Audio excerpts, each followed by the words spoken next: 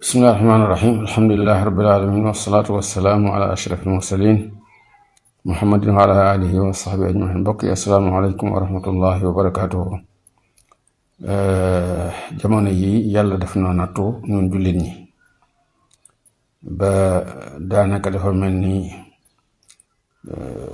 lu bare ci ñi nga xam ne ñooy tubaab yi dañoo dellu siwaat ci seen ab maniin. ñëpp xam nañ ne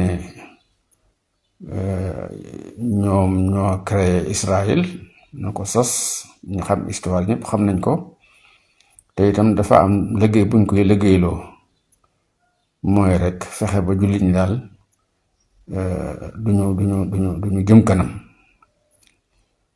duñu jëm kanam loolu mooy buñ demee ba am jàmm ba am luñ def ci wàllu li ñuy wax développement, nga fexe ba dugal leen ci guerre, ci xeex, delloo leen gannaaw, nga xam daal yow da ngay jëm kanam waaye ñoom dañuy delloo gannaaw. loolu mooy li nga xam ne daanaka boo ko seetee mooy li nga xam ne moom lañuy xaar ñoom ci Israël. saa bu fi xeex amee diggante Israël ak jullit ñi, tubaab yi ñooy fexe ba Israël am ca ndam. diggante bi Israël juddoog léegi mooy ay juróom-ñaar fukki at ak juróom-ñaar ba tey jii mësut am benn xeex boo xam ne bi diggante Israël ak jullit ñoo ko séq te Israël gañewu ko, te lim koy gañe du dooleem waaye dañ koy dooleel. kon ñun dañoo nekk ci jamonoy nattu. xeex bi nga xam ne moo tàmbali kenn xamul fu muy yem, kenn xam ko. li may taxa di wax sax nag mooy dafa mel ni dafa am ñoo xam ne ñi wax dëgg yàlla bu ma sañoon seen àllo dina gën a yaatu, ndax di génn ay fatwa yu yàgg yoo xam ne yi dafa am siyaq taarixi nga di ko appliquer ci li nga xam ne mooy xew. loolu itam wax dëgg defe naa loolu li gën, ndax ni ngeen ko xamee du caag nag lu nekk ci téere yi rek dañ ko war a jàpp. du caag nag lépp lu nekk ci téere yi rek ay njuumte ngi ci téere yi, yenn téere yi. fatawa yi nga xam ne moom la cheikhul islam ibnu taymiya def ak fatawa yi ñeneen def, ñi ngi toll ni seen boroom toll. maanaam amul kenn ci boroom xam-xam yi koo xam ne kii maasumun minal xata. amul kenn ci ñoom koo xam ne kii lu mu wax dañ caa war a ànd ak moom. am nay fatawa yoo xam ne yi am na lu ko waral, boo xamul lu ko waral man nga koo bëgg appliquer ci jamono joo xam ne ji munu caa nekk. maanaam siyaqu taarixi, siyaqul makaani, siyaqu zamaani, loolu lépp dafa doon loo xam ne dañ ko war a bàyyi xel ci mën a dégg fatawa yi.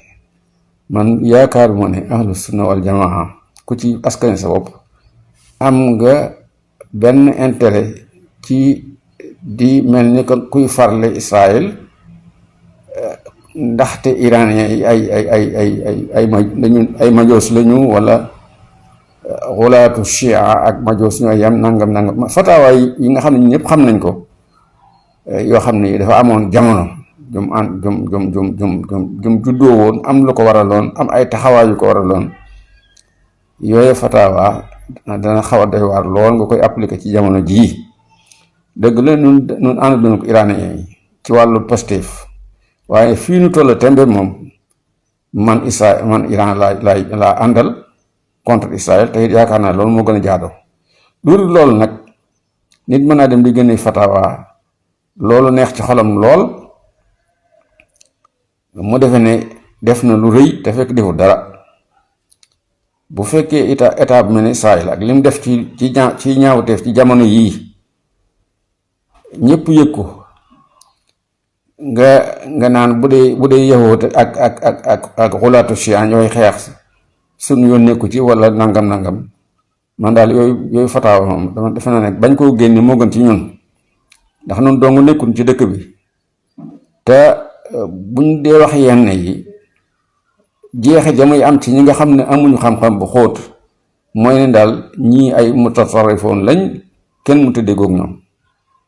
lii xew ci diggante Israël ak palestiniens yi ak lii xew ci diggante Israël ak Iran, même ñu dul jullit sax dañ koy ñaaw. waaw kon bu kenn yaakaar ne bu dee yahood ñooy xeex ak ay xulaatu chia suñ yoon nekku ca wala lii wala laa, yooyu moom du wax joo xam ne ji yell na ci jamono yi ñu nekk. kuy wax laa ilaha illa allah moom kenn du ko yemale ak koo xam ne ki day xeex jullit te it alquran yemalewu leen. alquran li mu wax ci ñooñee nga xam ne ñooy rey palestiniens yi, wax ko ci ñi nga xam ne ñoo